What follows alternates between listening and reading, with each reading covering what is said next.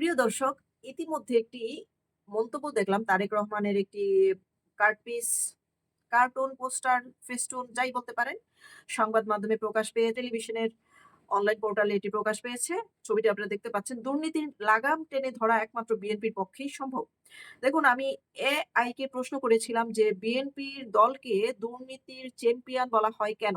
এখন এআই যে মন্তব্যটা করে সেটা কিন্তু সম্পূর্ণ নিরপেক্ষভাবে করে। তো দেখি এআই তাদের সম্পর্কে কি বলছে।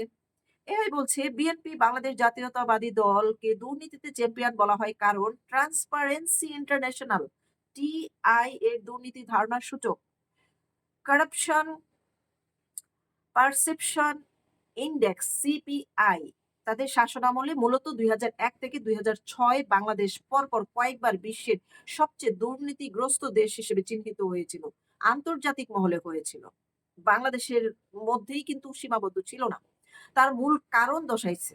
মূল কারণ কি? আন্তর্জাতিক প্রতিবেদন বার্লিন ভিত্তিক যে আন্তর্জাতিক দুর্নীতি বিরোধী সংস্থা ট্রান্সপারেন্সি ইন্টারন্যাশনাল টিআই এর বার্ষিক প্রতিবেদনে ২০০০ এর দশকের গোড়ার দিকে বিশেষ করে ২০০১ থেকে ২০০৫ সাল পর্যন্ত বাংলাদেশকে দুর্নীতিতে সূচকে সবচেয়ে খারাপ অবস্থানে ১ম স্থানে রাখা হয়েছিল। এই প্রতিবেদনগুলি আন্তর্জাতিক মহলে এবং স্থানীয়ভাবে ব্যাপক আলোচিত হয়েছিল। তারপরে আসেন হাওয়া ভবনের কথা। এই সময় তারেক রহমান বিএনপির ভারপ্রাপ্ত চেয়ারম্যান এবং তৎকালীন প্রধানমন্ত্রী খালেদা জিয়ার ছেলে ও তার সহযোগীদের বিরুদ্ধে হাওয়া ভবন নামে একটি সমান্তরাল ক্ষমতার কেন্দ্রবিন্দু হিসেবে পরিচালনার অভিযোগ ওঠে। যেখান থেকে ঘুষ গ্রহণ করা এবং চাঁদাবাজির মাধ্যমে ব্যাপক দুর্নীতি ও অর্থ পাচার করা হতো বলে সংবাদ মাধ্যমে খবর অসংখ্যবার প্রচারিত হয়েছে। মামলা ও দ্বন্দ্ব। পরবর্তীতে তত্ত্বাবধায়ক সরকারের আমলে এবং পরবর্তী আওয়ামী লীগ সরকারের অধীনে খালেদা জিয়া ও তারেক রহমান সহ বিএনপির অনেক জ্যেষ্ঠ নেতার বিরুদ্ধে দুর্নীতির অভিযোগে একাধিক মামলা দায়ের করা হয়। এসব মামলার কয়েকটিতে তাদের সাজাও হয়েছে। বিএনপি অবশ্য এই সমস্ত অভিযোগ ও প্রতিবেদনকে রাজনৈতিক উদ্দেশ্যে প্রণোদিত বলে বারবারই অস্বীকার করে আসছে এবং দাবি করছে যে তাদের বিরুদ্ধে স্বাধীন বিচার ব্যবস্থার কোনো অভিযোগ প্রমাণিত হয়নি। ঐতিহাসিক প্রেক্ষাপট এবং চলমান রাজনৈতিক বিতর্কই বিএনপিকে দুর্নীতিতে চ্যাম্পিয়ন হিসেবে উল্লেখ করার মূল কারণ।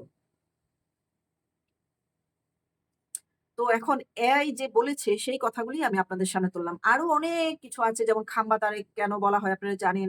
তিনি বিদ্যুতের জন্য লোকজনের কাছ থেকে বিদ্যুৎ দিবে বলে টাকা পয়সা নিয়েছে, মিটার দিবে বলে টাকা পয়সা নিয়েছে। কিন্তু খাম্বা তৈরি করে খাম্বা আর দিতে পারেননি লোকজনের বাড়ি, বাড়ি। তো সেই ব্যক্তি বলছেন দুর্নীতির বিরুদ্ধে একমাত্র বিএনপিই কাজ করতে পারবে। কারণ বিএনপি দুর্নীতি কোথায় কিভাবে করতে হয় তার কোণায়, কোণায় তাদের দীক্ষা নেওয়া আছে।